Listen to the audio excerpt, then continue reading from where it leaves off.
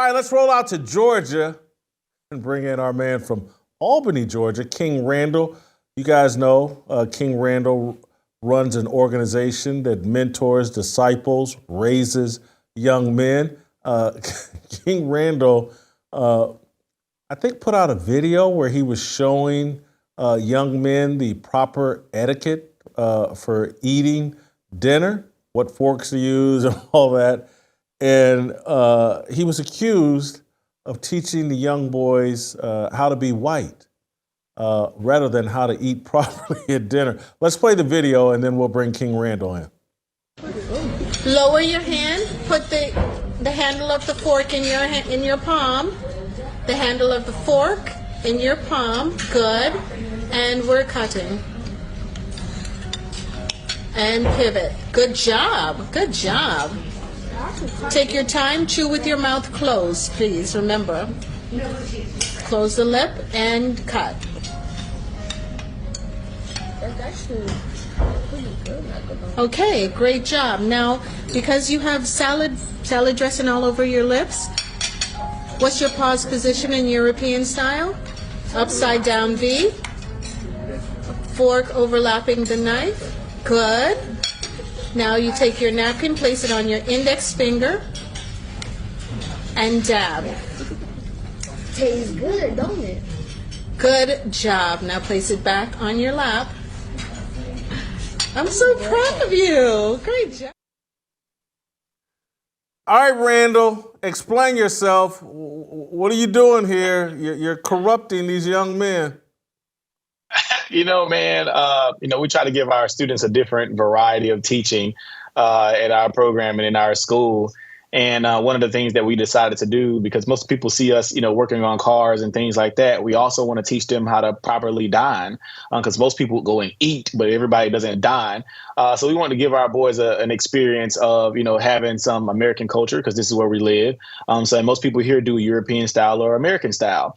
And so we taught them American style and European style dining at this particular workshop. And the students actually enjoyed it. They had a blast. And it was not just teaching them, how to eat, but it was also teaching them, proper manners, proper greeting of the day, the types of conversations you have at the table with different people, et cetera. So this is a very, informative workshop, and I came under a little bit of fire for it. So,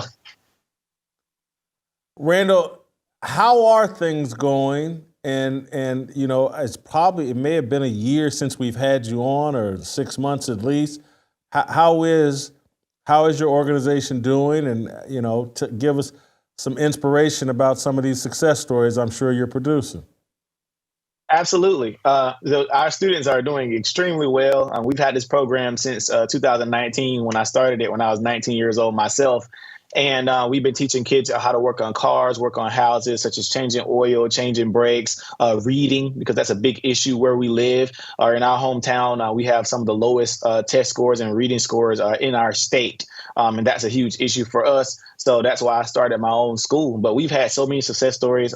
Recently, we had a student who actually wanted to rap before he came to our program. And I actually taught him how to work on cars when he was about 16, 17 years old. He stayed with me for about 2 more years. He went to college, and now he's a diesel mechanic. And he has a job at Ford right now working on cars. And this is just one of my success stories that we've had in the program through the help of God and through just mentorship and consistency.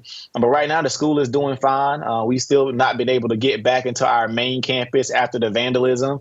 We've been battling, people as well as our city government trying to keep our school open. But, we're still making it happen how we are. So maybe the last time I had you on, or I know we talked about it, I saw a video where people in the city council were stopping you from moving to a certain neighborhood or area, or their neighborhood or area.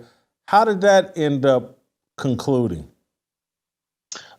So the city of Albany, the county commission, they declined our request to rezone part of our 40 acres of land that we own to build a recreation center on a more impoverished side of town. On the south side of town of Albany, there are no recreation programs, no programs for kids on that side of town. But yet that side of town has a lot of crime and a lot of issues there. And we serve many students on that side of town. But there were some older people who didn't want us to come to their neighborhood. They said they wanted to stay just like it is, and they don't want any of our troubled kids coming to bother their neighborhood. But they denied our request. They said we could possibly be creating cocaine in our science labs that we have, and making heroin. So this is what we were told, and making fentanyl. So we plan to reapproach them in June. And I'll be making a big post about that for people to come support us, because this time I'm going to bring the fire. I tried to go nicely, but we're going to go back and almost demand for our property to be rezoned, because we need to help the kids. And I'm like, I don't understand why we have to go through so much trying to help children. It's ridiculous. Well, for our audience, and I'm sure you've been introduced to Randall before, but I just want to remind, he's just 23. And so many people think now. they're too, 24. They think they're too young to make a difference. And actually, you're not too young. And I'm here to tell you, you're not too old. You're not too fat.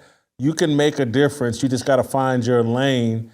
And Randall, you seem to have found your lane. And is there a way, let my audience know, let myself know how we can support you?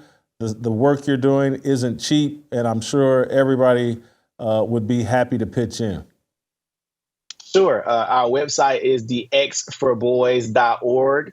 That's THEXFORBOYS.org. You can go there to see all of our photos, videos, see how to volunteer if you stay close by, and also how to donate. We have many different forms for people to be able to donate. Our program is free to the children. We don't charge for anything that we do. We get them haircuts, we feed them uniforms, clothes, shoes, everything we do on our own dime. And that's from people like you who pay attention and who listen to our stories. So we thank you for all your support.